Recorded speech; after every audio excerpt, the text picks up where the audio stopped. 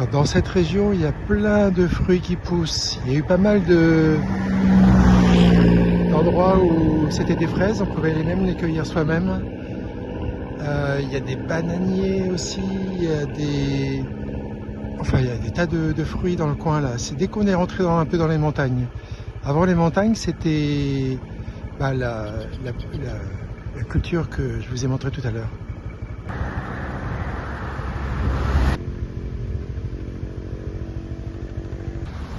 Sur le chemin, dans mon étape suivante, il y avait une chose intéressante à voir, du coup j'en profite.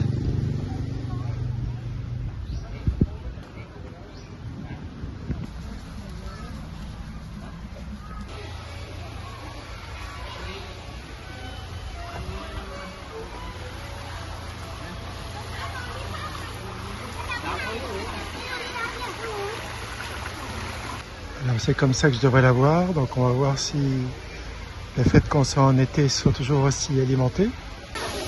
La voilà. Bon, on est en été hein. Et on est dimanche. Qui dit dimanche dit population locale en week-end. Les enfants s'éclatent. Oh, ça donne presque envie d'être avec eux, dis donc. Sympa l'ambiance.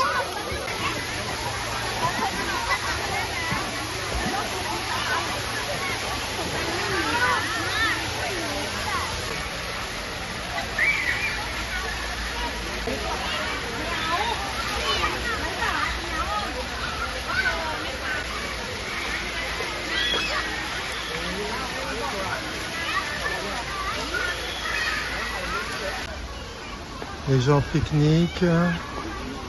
Bref, un dimanche paisible, sympathique, surtout quand on a les enfants.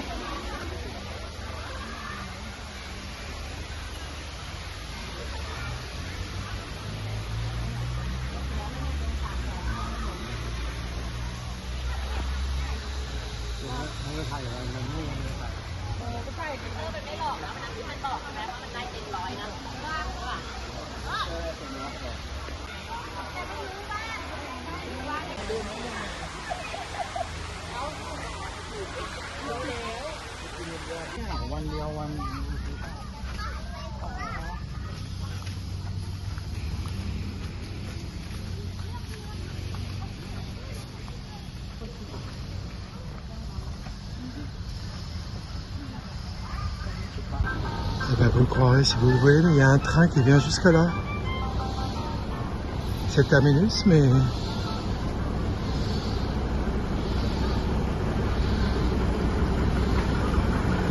ça alors.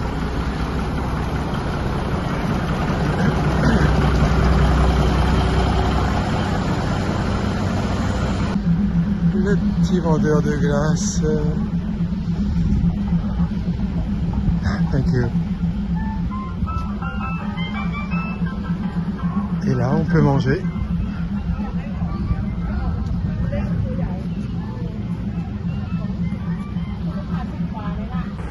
Bon, encore 22 km pour ma prochaine et dernière destination de la journée.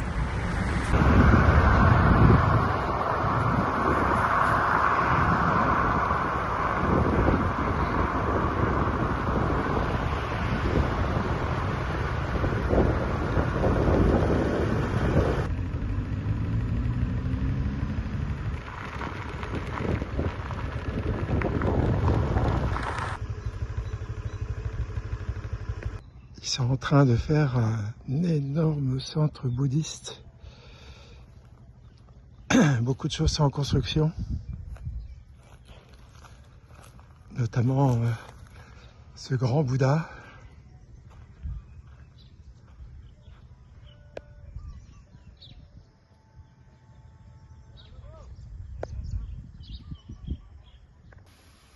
Dans quelques années, cet endroit, ce sera un truc incroyable.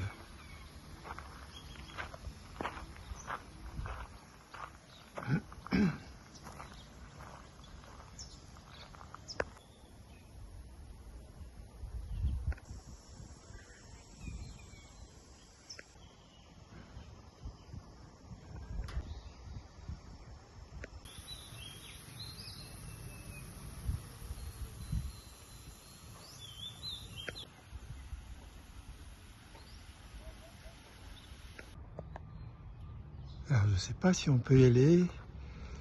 Parce qu'il y a des heures d'ouverture de 8 h à 16 h. En même temps, il y a marqué qu'on ne peut pas rentrer. Oh là. Alors, bah, je vais y aller, puis on verra bien. C'est très joli, toute cette allée de palmiers. Waouh! Et là, vous devinez peut-être, non pas encore.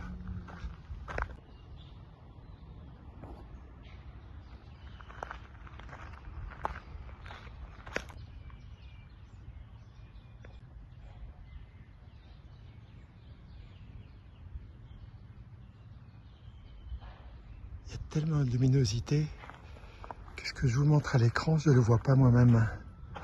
Donc ça peut être très très mal cadré. Parce que vraiment, je vois rien.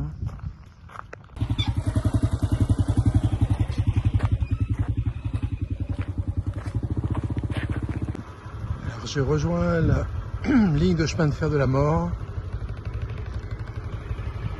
Et maintenant je vais à Krasau Cave.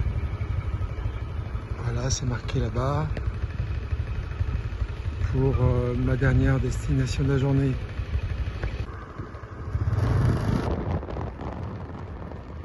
Voilà, je me suis garé ici.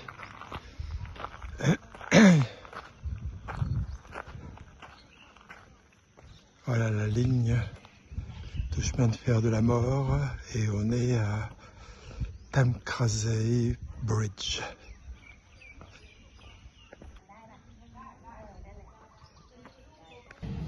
Incroyable, j'ai de la chance, le train arrive à ce moment-là. Ça alors.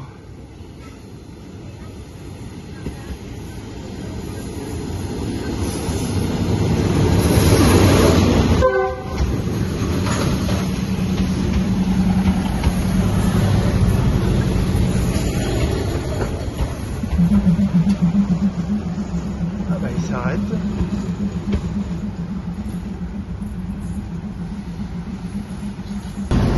Bon bah il n'est pas resté longtemps, hein. Il est resté peut-être 15 secondes. Je pense qu'il n'y a personne qui a dû descendre.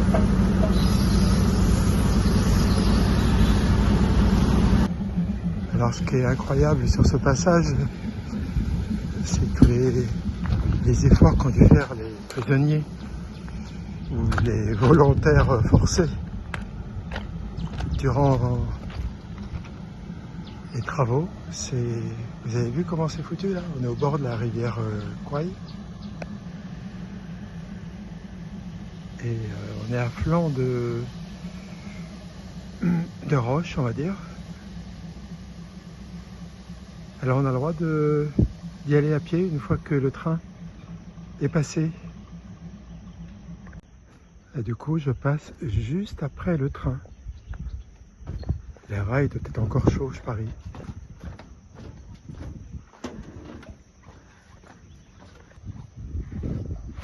Cool.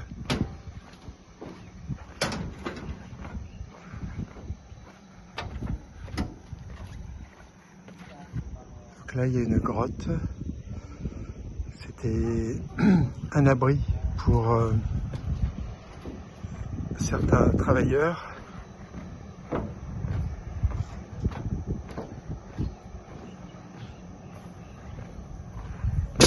Le train va extrêmement lentement. Je suppose que ouais, les poutres elles sont encore très solides. Et puis il y a une infrastructure en béton en dessous.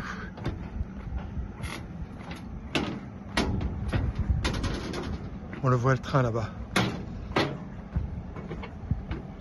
Ah, je passe juste derrière lui. Cool.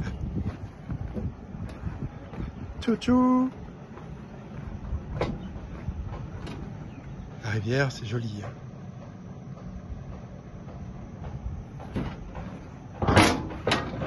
Et des fois, ça fait un peu bizarre comme bruit, mais tout va bien.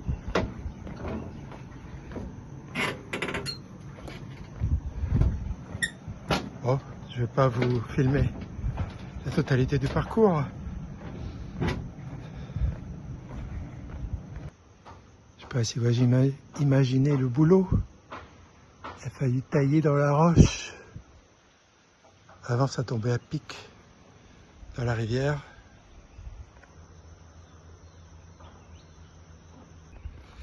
Là du coup je marche sur les traverses. Ça nous oblige à avoir une fréquence de pas. Ah, il y avait un manque. Une fréquence de pas identique.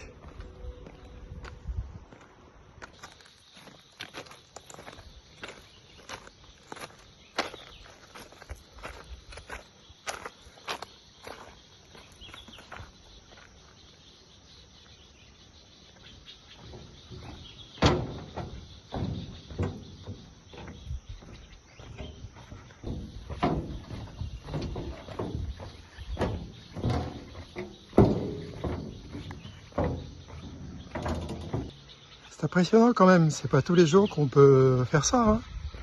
En France, ce serait interdit. Il n'y aurait pas assez de sécurité. Là, tu peux te balancer, c'est pas grave. Alors,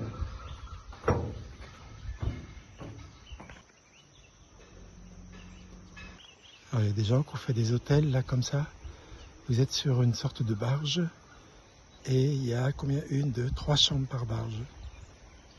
C'est original. Ça fait du bruit de temps en temps, mais il ne faut pas s'inquiéter. Tout va bien.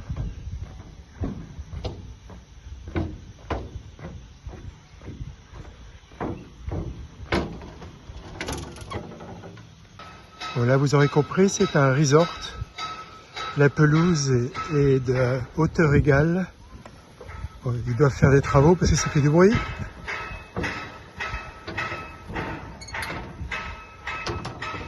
Et on arrive à la prochaine gare. Allez, je vais jusqu'à la prochaine gare, qui est tout près là. Et ensuite, on verra. On croirait que la voie est abandonnée. La nature pousse. Mais que nenni. Elle fonctionne. 3 trains par jour. Dans un sens, je pense que c'est 3 dans l'autre ensuite. Donc ça fait 6 trains au total. Allez, je vais prendre le quai. Ce sera plus confortable pour mes pieds. Hop. Je sais pas si je vous l'ai dit, mais il fait 38 degrés à l'ombre.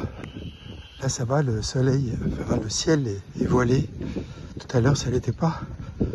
Et le ressenti était quand même 42. Voilà, après la ligne reprend un cours relativement normal.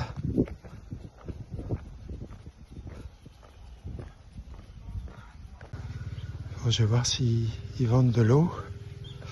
Tout à l'heure, à la cascade, j'ai acheté une bouteille d'eau, 600 ml. Pouf, j'ai descendu en un coup.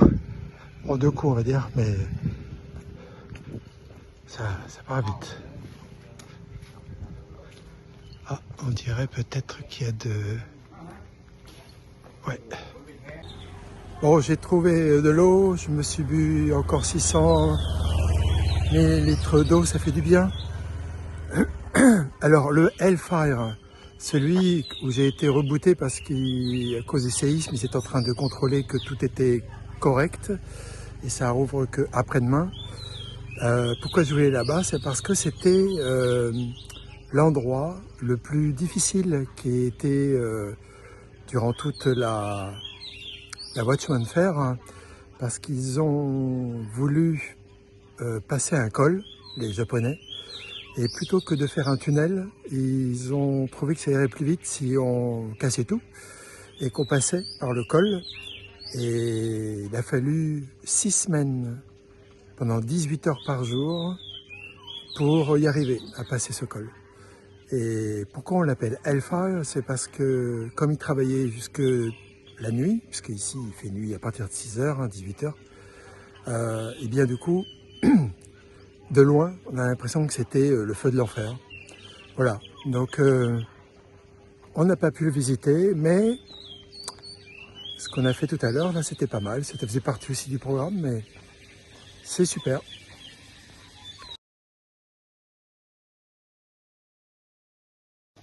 Bon, il ne me reste plus qu'à revenir en arrière, retrouver mon scooter.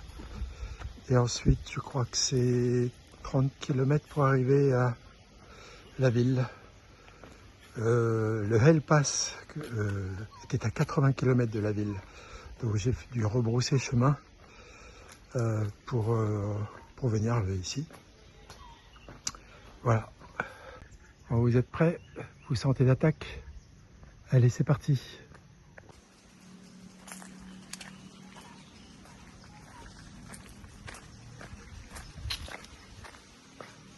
Bon, pour le retour, une partie du retour, là, je vais faire une offrande à Bouddha. Alors, on va passer par dessous pour avoir un aperçu de l'infrastructure.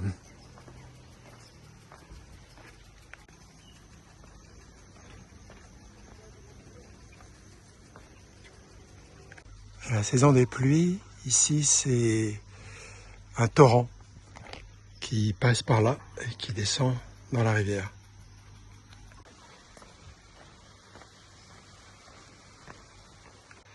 Là, on est encore dans l'enceinte du beau resort. Et là, ça y est, on n'est plus chez eux.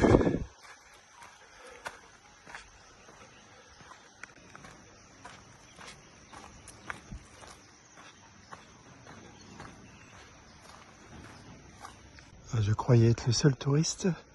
Non, je viens d'en entendre passer deux au-dessus.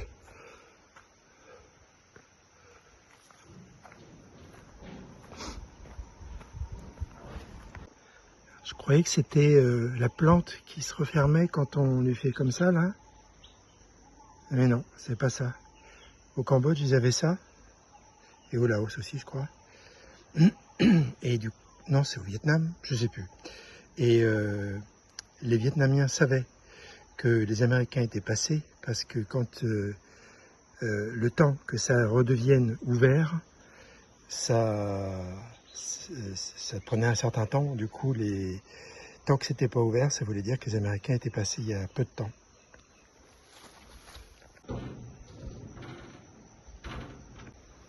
Oh, je vais reprendre la voie ferrée. On y est presque, ça monte sec. J'y suis. Ouf. En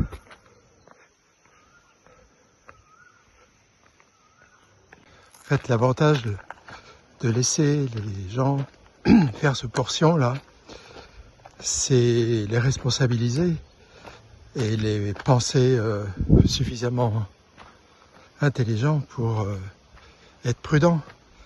Et ça, c'est bien. Parce que quand il y a trop de contrôle fait par l'État, on ne peut plus rien faire. Une dernière partie et je suis arrivé. Toute la journée, les montagnes ont été dans la brume. Ça fait un peu énigmatique, fantomatique. Parce qu'en fait, tout le trajet que j'ai fait là, j'étais entouré de montagnes, au loin. Et je pense que ça ne devait pas donner d'un point de vue vidéo, parce qu'ils étaient quand même un peu loin et vraiment très dans la brume. Voyons voir ce que la grotte nous réserve.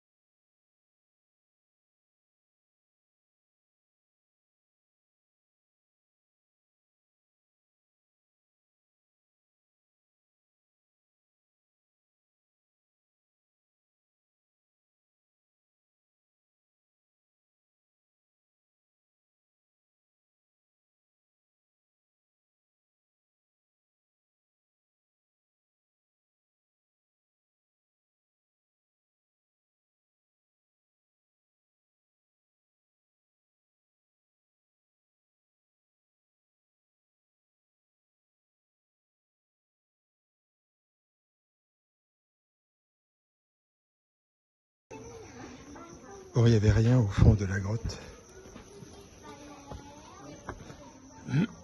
Ça se terminait par un petit trou. Je pense que si on était tout petit, peut-être qu'on pouvait passer. Mais il y avait une odeur assez âcre d'urine qui m'a sauté la gorge et j'ai toussé.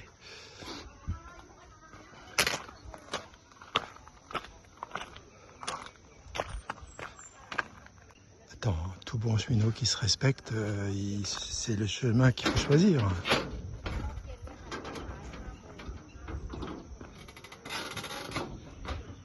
Quand même. Et des habits, je trouve, qui vont plutôt indiens que thaïlandais. Mais peut-être que je me trompe.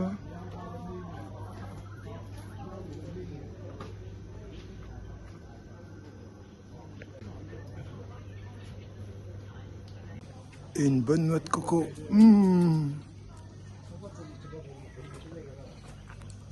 Et bien fraîche. 50 bahts.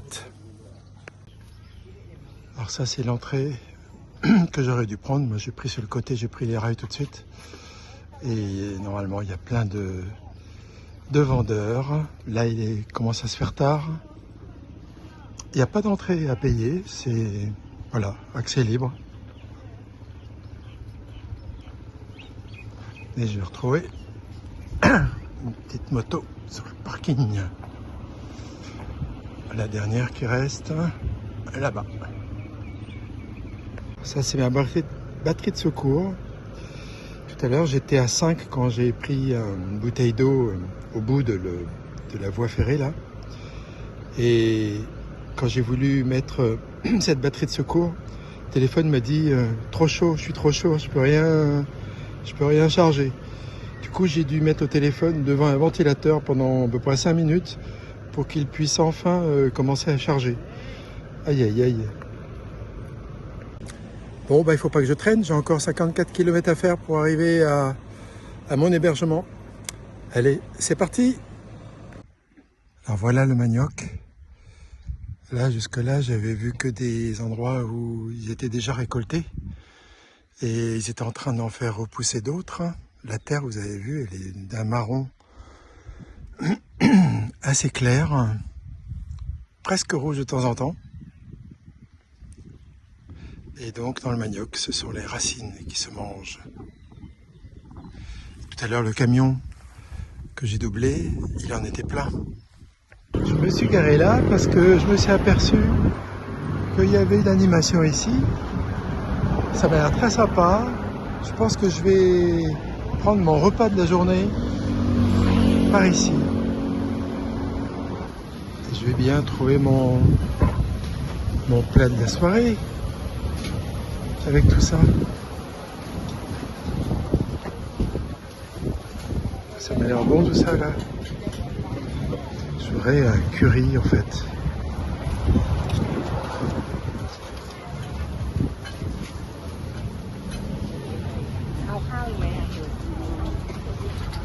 Des frites. Des fraises. C'est 20. Peut-être pour dessert. Oh, ça m'a l'air sympa tout ça.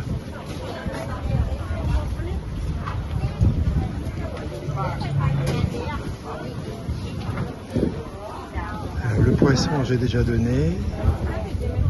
Des brochettes peut-être.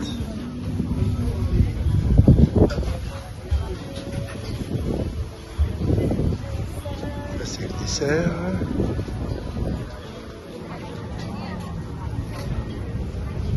Ça, c'est le japonais. Avec du saumon.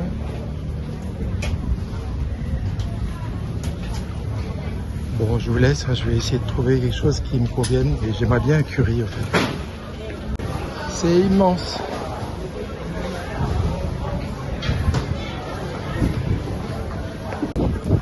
Il y en a 12 pour le prix de 10. Et 10, c'est 100 bahts. Ça a l'air sympa. J'ai pris ça. Il y a du poulet. Du riz. Beaucoup de piment. Je viens de goûter et waouh, ça arrache. En fait, j'avais une envie terrible de fruits. Pomelo ananas et un smoothie à la pastèque. Je vais me régaler. Ah, ça y est, la nuit est tombée, on est dans l'ambiance street food, night market plutôt. Voilà. C'est sur ce marché que se termine la 60e journée. Ce fut une journée de mémoire historique. Demain, on attaquera une autre journée qui sera moins basée sur l'histoire. Allez, ciao, à demain.